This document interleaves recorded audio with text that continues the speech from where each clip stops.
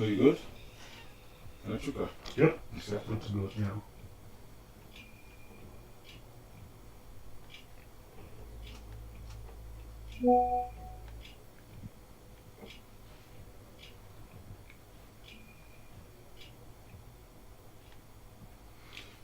Good afternoon, good Nigeria. Once more, you're welcome to Radio Nigeria Highland 101.5 FM Jos. This is the fourth edition, the fourth installment of the radio engagement brought to you by Ziva Community Initiative.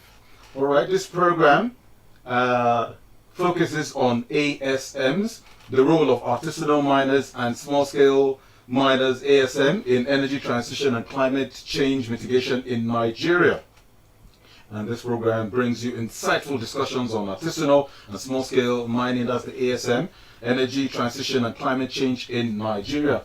My name is Stephen Ego. Good afternoon once more. And in today's episode, we shall explore the environmental impacts of artisanal and small-scale mining.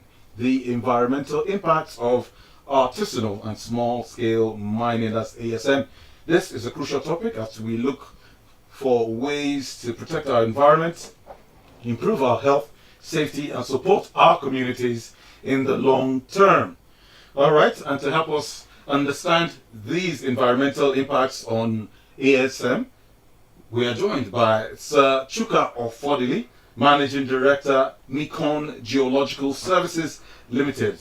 Please, sir, can you tell us a little about what you do, about your work?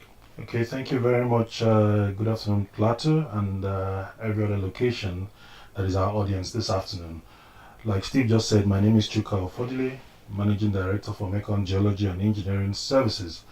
Mekong Geology and Engineering Services is basically an exploration firm, right? A firm of exploration geologists, environmental geologists, geotechnical engineers, consultants in the natural resources development and management, which includes mineral resources, water resources, and other natural resources like forest resources, agricultural resources, etc.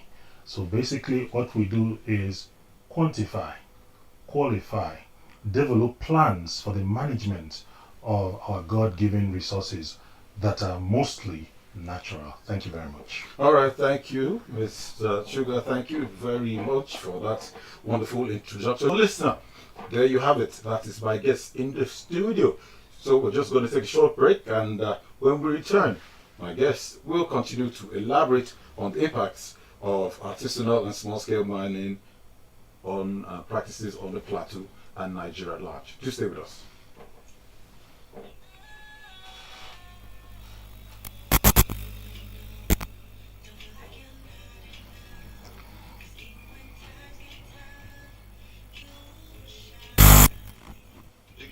You've seen some of the questions already, right? Yeah. Climate, the future's rebirth. ASM is driving change for a greener Nigeria. With renewable energy, we lead, we inspire. ASM at the heart of the transition race. Together, we're moving.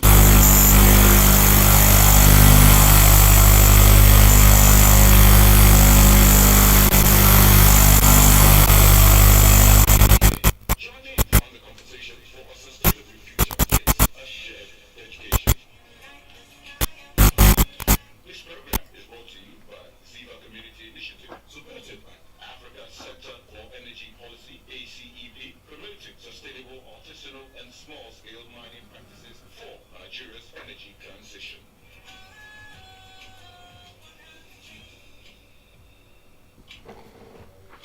All right. All right, good afternoon, listener, and welcome back from that break. If you're just joining us, this is Radio Nigeria Highland 101.5 FM Jos. Not forgetting we are streaming on www.frcnnorthcentral.ng. That is www.frcnnorthcentral.ng. You can stream us live there. And this program is the fourth edition of the radio engagement brought to you by Ziva Community Initiative that seeks to deal with the role of artisanal miners and small scale miners in energy transition and climate change mitigation in Nigeria. And our topic of discussion today is environmental impacts of artisanal and small scale mining. The topic once more is environmental impacts of artisanal and small scale mining. If you're just joining us, this program is divided into two segments where we first of all have the interview segment, and then we have the phone-in segment where I will make our phone line available for you to call in and be part of the program. All right. Let me once more reintroduce my guest. He is Chuka Ofodili, the Managing Director of Mekong Geological and Engineering Services Limited. Once more, please, sir, you're welcome on the program. Thank you. And this program is sponsored by Ziva Community Initiative with funding from Africa Center for Energy Policy. All right, let's get straight into it. To start with, there have been so many issues associated with climate change and mining in particular, one of which is environmental degradation. Can you tell us what are some of the primary environmental issues associated with ASM activities, and how do these activities impact local ecosystems and biodiversity? Okay, thank you very much, Steve. I think it will be proper to start with a little background on what we mean when we talk about environment and climate change. All right, at the center of it all is climate, and it's very important we understand the concept of climate, and then we'll move into climate change and its relationship with the environment. Now, as is said by most scholars, is the average long-term weather parameters of the large area over a large or over a long period of time, minimum of about 30 or 35 years. Now, so basically, our climate helps to stabilize our environment, right? Environment is made up of the physical and the biological attributes of the environment. Physical, which the climate is inclusive, and then of course, the biological environments where we have the plants and the animals. Okay, we're talking about environmental degradation. Some may argue, right, that there is nothing like climate change around our climes or around the neck of our woods. I would rather say, well, while keeping strictly to the definition of climate and climate change, it is clear that we may not be experiencing climate change stricto sensu in line with the definition of climate. However, what we're definitely experiencing is the effects and impact of climate change in the environment.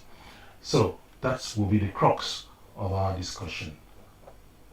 Environmental degradation comes forth with either natural circumstances that involves our environment, either as anthropogenic or man-made effects of the things we do in our day-to-day living that affects or impacts our environment, at the same time in line with impacting our climate. So, what are we saying? The impact of ASM on the environment, degradation of the environment. Now, while sometimes the concept of climate change, right, and its effect can bring about things variability, okay? And when you have weather variability, it affects every other thing down the line. Also, our activities of human beings at the same time will influence and create either a stability in the environment or a decadence or a degradation of the environment. And some of those degradation, as you asked, could be gully erosion, weather variability. In other words, we're not quickly or easily able to predict the weather variation or the weather patterns of our climate or our areas. And if we're not able to do this, this affects subsequently perhaps agricultural development, afforestation, etc. So if we're talking about the environmental degradation, there are so many of them. You have gully erosion, you have leaching of the topsoil, you have groundwater and surface water contamination, you have the drying up of well-known streams and rivers, and also the change in course, that is the change in direction of some of these rivers and water bodies. We also have the drying up of lakes that were once standing there for years and impacted positively on the livelihood of the people residing within that environment. So we have so many outcomes of environmental degradation. Acid rain, we have drought, we have deforestation, right? So we have air pollution, okay? We have of arable land, okay? We have badland topography. So there are so many, aspects of degradation that has to do with the environment. If we start discussing it today, we will not be able to exhaust it, trust me. So, sugar. All right, let's get to our second question. You had earlier, you just discussed the consequences of mining on the environment, degradation, and the types of different forms of degradation. Now, let's do the long-term effects of some of these activities, particularly in areas that are heavily reliant on agriculture. Okay. Now, like I said earlier, right, there are several forms of degradation. Now, the one that concerns us the most is the effect of artisanal and small-scale mining on the environment. Unfortunately, the artisanal and small-scale miners do not have the requisite capacity, right, to execute their mining activities in a sustainable manner. And the moment we tend to distort the balance of the environment, it always comes back to us tenfold, because the environmental system is in a cyclic manner, and whatever you do comes back to you. When the practices of artisanal and small-scale miners tend to be for immediate gains, however, leaving long-term issues that will affect generations yet unborn. How are these things done? Now, mining is a capital-intensive exercise or livelihood, and it entails the need for proper planning, and it starts from investigation. When you investigate, you explore the mineral, right? You are able to determine that mineral and the disposition in terms of parameter disposition of these minerals, so that you know what your target area should be. In that outcome, then you plan properly for the execution of the mining of that mineral. Unfortunately, man must live, right? Everybody is in the hood. However, the way we do it, the mining practices, because the artisanal and small-scale miners do not have the capacity to mine sustainably, they don't have the capacity to even do proper exploration and investigation that will lead to a proper plan, a mining plan that will be executed with a mine closure plan. So that as you mine, as you distort the balance of the environment, in this case the land resources, right, you also have a plan to do what? To reclaim and rehabilitate it for the future use of other generations. Whatever we do, there's a price to pay. So like I said, artisanal small-scale miners do not have the capacity. However, it's a livelihood. And this is why all over Africa, most of the minerals that are mined for the development of this world are mined via artisanal and small-scale miners. However, how is it done? Because of the importance of this subsector of the mining industry or mining sector, the government thought it wise to try to formalize them. Because when you formalize them, then you can apply the principles, the sustainable principles of exploitation, exploration, exploitation, and mine recovery or mine reclamation. That way, we have a sustainable chain of events, and the value addition or value of the entire ecosystem of mining is accrued for me and you. Okay. All right. All right. On to my next question, Sir Chuka.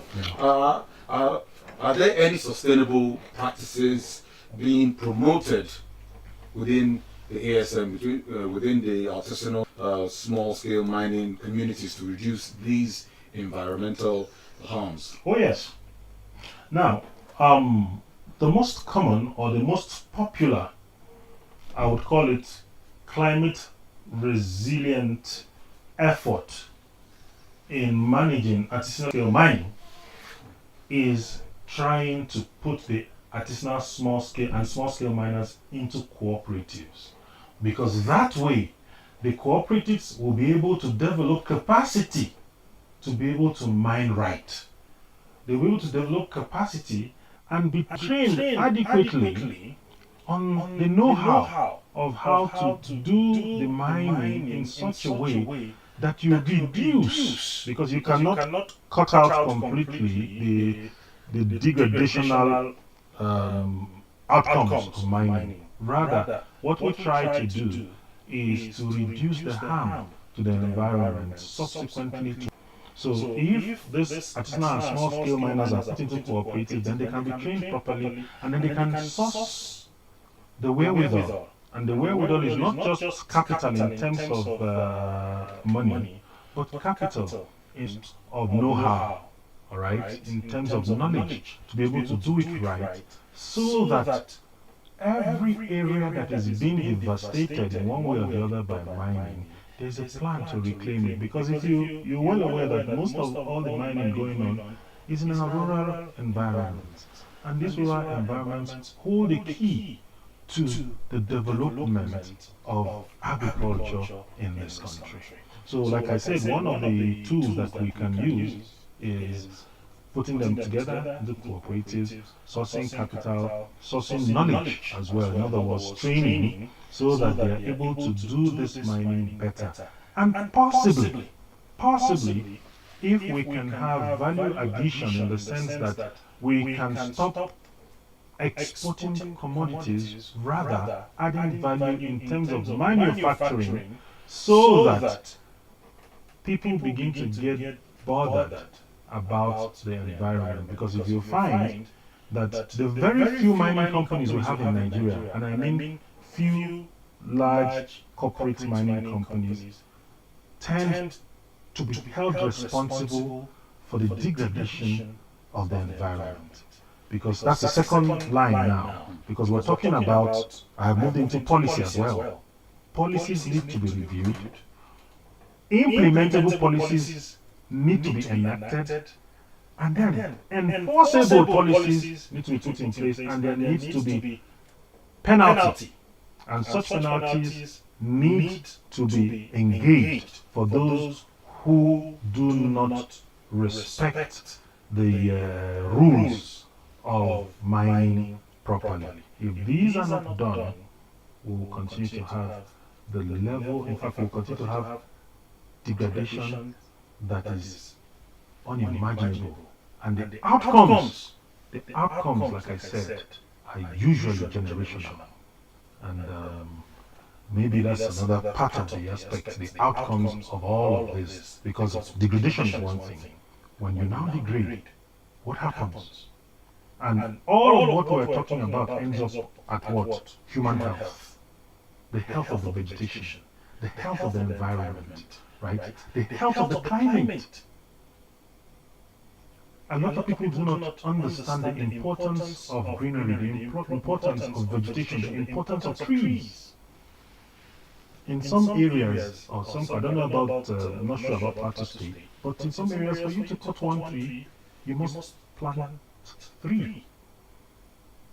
This is another subject that perhaps if in the course of discussion, we may talk about, because when you mine, you do what? You remove the vegetative cover. The vegetative cover that we have is God's own way of protecting us from so many things. In fact, a tree is a life. Because what we simply do is we live on the oxygen that is released from these trees, and they take the bad air, the poisonous gases within the environment. And with mining, especially what I would call unplanned unplanned mining, right? You're losing a lot of our protective cover. So these are the few important points I think that we can dwell on. All right. Thank you very much. Thank you very much. I still want us to focus on one of the practices or one of the measures you mentioned. You mentioned policy. Do you know of any plans or policy by the government or other relevant organizations that are in place to rehabilitate the land and water resources affected by ASM, artisanal small scale mining? Yeah, there are mining laws. Could you, like for instance, yes, an example of every mine every mine should have a mine closure plan, a mine reclamation plan, right? But the question is, this mine closure or mine reclamation plan is something domiciled with the major corporate organizations. ASM is not corporate. And I talked about it. So who do you hold responsible? That's the problem. So our problem is not the lack of policies, laws, and rules. Our problem is the lack of enforcement, the lack of responsibility, the lack of penalties. And when you're talking about ASM, it's very difficult for the rules and the policies to apply. And you can't blame them. You don't, the poor guy who digs a tunnel and goes in and pollutes water, right, that people downstream use with radioactive elements, with metals, how do you hold him responsible? You don't know who he is. He has no registered address. He is not corporately indicated in our corporate affairs commission.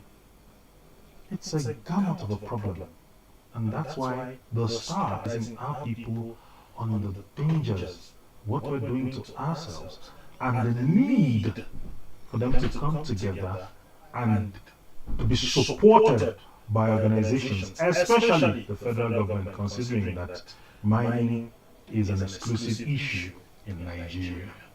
So I think that when we're talking about policies, there are too many of them, too many to mention. There are policies in the Ministry of Solid Minerals. There are policies in the Federal Ministry of Environment. All right, and I believe that a lot of states have also, domesticated some of these policies. I'm very aware of that from Plateau State, right? But who do you hold responsible? That's where the issue actually is. Okay, all right. Earlier on in your earlier submission, you did make mention of the poor guy that ASM is a form of livelihood. So in your opinion, why do so many people still turn to artisanal and small-scale mining as a source of livelihood, despite these numerous environmental impacts and issues? Yeah, that's an easy one. Unemployment, basically unemployment. We need to move, like I said, as long as we continue to dwell on commodity engagement in livelihood, we'll keep having the same problems. Where are the factories? Where are the manufacturing outfits to work? What do? And now you're not even having farms to work, although part of the devastation of the soil being degraded is based on this activity, because when you turn the soil upside down, you bring in metals on top. The plants will never do well with metals on the soil, right? So that's the problem. People don't have what to do, and they'll say they'd rather die than to stop doing this. I'm well aware that at some time the government has gone to sites armed to the teeth, and they were resisted so many times. You find even in refill under people's homes. So I really don't know. I think it's a social problem, and I'm aware that a lot of studies are ongoing as we speak, and being proffered for these issues. The only thing is that will they be implemented? God knows. Okay, all right. Thank you. At that point, listener, we shall take a break, and when we return, our phone line you to call in and be part of the program to ask my guest a question or two, or just to comment on the program. So stay with us. We'll be right back. The program. The number to call is 081 000 81124.